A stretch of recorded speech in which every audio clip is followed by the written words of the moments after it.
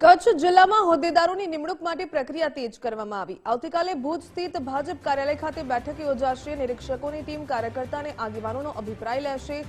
सांसद सभ्यों, धारासभ्यों, मंडळના પ્રભારી બેઠકમાં હાજર રહેશે। જિલ્લાના તમામ 16 મંડળોના કાર્યકર્તાઓની સાથે વન ટુ વન સંવાદ કરશે।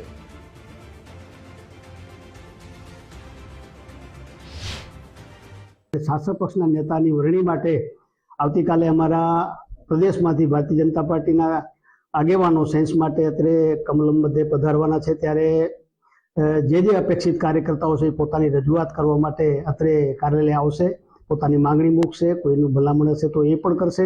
કુલ મળીને આવતીકાલે આ સેન્સની પ્રક્રિયા સાંજ સુધી, સમગ્ર સવારથી કરીને સાંજ સુધી ચાલવાની છે। એના પછી અમારા પોતાનું જિલ્લાનું સંકલન રહેશે, એમાં પેનલ તૈયાર થશે અને એ પેનલ એ પ્રદેશમાં જશે અને પાર્લામેન્ટરી બોર્ડમાં ત્યાં એ જે કંઈ ઉમેદવારો હશે એ ફાઇનલ જે ત્યાં રહેશે એનું એ ચયન ત્યાંથી થશે। આવતીકાલે સેન્સ પ્રક્રિયા હાથ ધરવામાં આવશે। ભુજ ખાતે આવેલા કમલમ કાર્યાલય ખાતે આ પ્રક્રિયા હાથ ધરવામાં આવશે અને પ્રદેશ નિરીક્ષકો પણ આ સેન્સ પ્રક્રિયામાં આવશે।